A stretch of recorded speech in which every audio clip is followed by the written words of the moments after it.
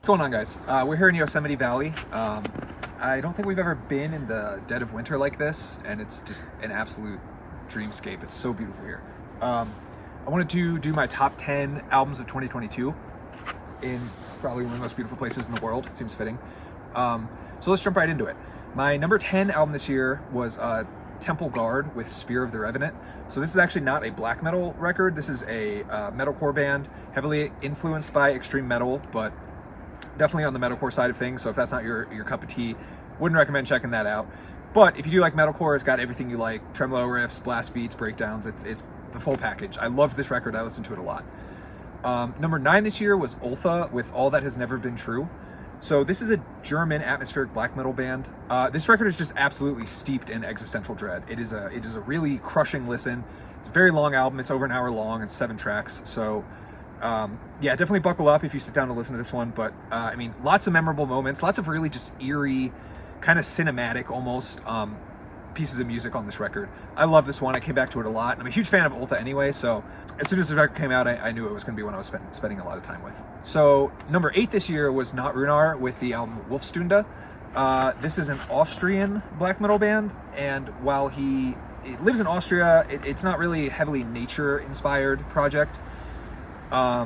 He tends to lean more into the like esoteric sort of mysticism side of things, but to great effect. I mean, this music is really, really potent. This is another record with just an incredible atmosphere on it. The album art grabbed my attention right away on this one, and it's pretty evocative of what the music sounds like. It sounds like suffocating in just a blizzard. This is a really sprawling record. It feels like a journey almost. So this is definitely one I'd recommend listening to in its entirety. But yeah, if you haven't checked this one out, highly recommend it. It was a great record. So my 7th favorite record this year was Grafvitnir with Tunes of Sitra, Aara. Really not much to say about this band. This is a band that's already been on a year-end list of mine since I started the channel. They tend to churn out a record every 2 or 3 years. This is just total, absolute dissection worship. But I think they do it better than any other band who is blatantly ripping off dissection. There's a majesty and a power to this music that I just really, really find compelling. And I think instead of just ripping off dissection riffs, they have a solid grasp on what made Dissection such a good band. And so they've sort of expanded on that and made it into their own thing while still clearly paying homage just to Dissection. Incredible record, short, fast, angry, pissed off, catchy, melodic, everything you want in a melodic black metal record. So that was number 7. 6th favorite record this year was Blut with Disharmonium, Undreamable Abysses. I did a full review of this one earlier in the year, so I won't go into it too much, but it is a very, very frightening record, frankly, heavily influenced by Lovecraft. Similar style to bands like Portal and Impetuous Ritual, bands doing that sort of thing.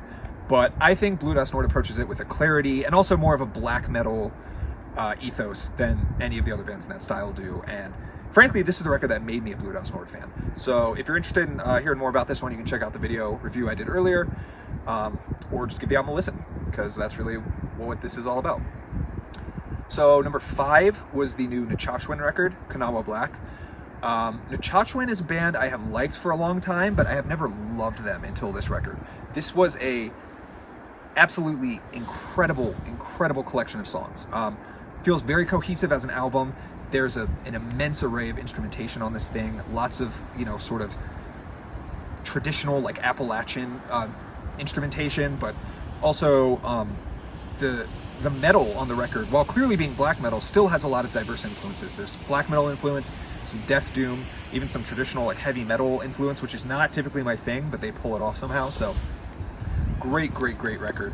Absolutely adore this band now. I really think this is their magnum opus. So my 4th favorite record this year was Gryftigæn with Fehunðyrdauðr. This is a Chilean band, heavily influenced by Icelandic black metal. This basically just sounds like raw black metal from Iceland.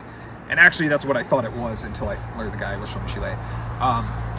Really murky record. Also, lots of dark ambient mixed in. So that's just kind of the general vibe you've got on this record. It's sort of just gloomy, really gloomy music. And it's raw, but I think it's in that sweet spot where it's not unlistenable for the average metal fan. It's still got enough clarity for you to, hear what's going on and hear the musical ideas that he's conveying. This was a very compelling listen for me. It caught me right away with its just intense atmosphere. So yeah, this is one I listened to a lot this year. Number 3 is the new Vital Spirit record, Still as the Night, Cold as the Wind. This record easily probably could have been number 1. My top 3 were really all kind of just a toss-up, but this is another case of a record that made me a huge fan of a band. I liked the EP they did previously, but it didn't captivate me in the same way as this. This was just a really solid melding of black metal and Americana.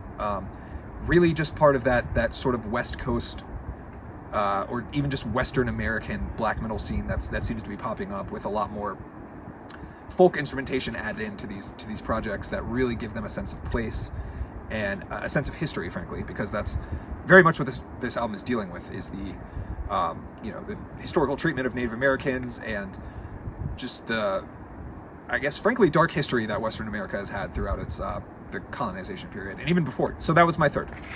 Second favorite record this year was the new Aara record, Triade 2, Hemera. This one... Who's surprised? Yeah, frankly, no one should be surprised about this.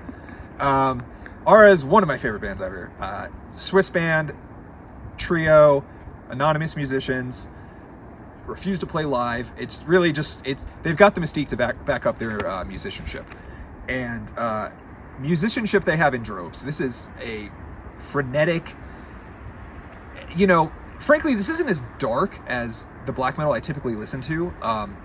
There's a lot of brightness on this record. It's almost got a neoclassical vibe to it. I actually did a review of this one in Switzerland, so if you want to check that one out, you can get a little more information about my thoughts on the record. But yeah, I mean, I love this band. There's really catchy riffs, incredible musicianship, wonderful vocals. The vocals are just so high-pitched, it's almost unbelievable.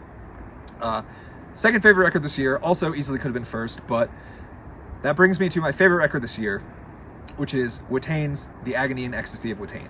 Watain is a very important band for me. They were a pivotal band for me in getting into black metal.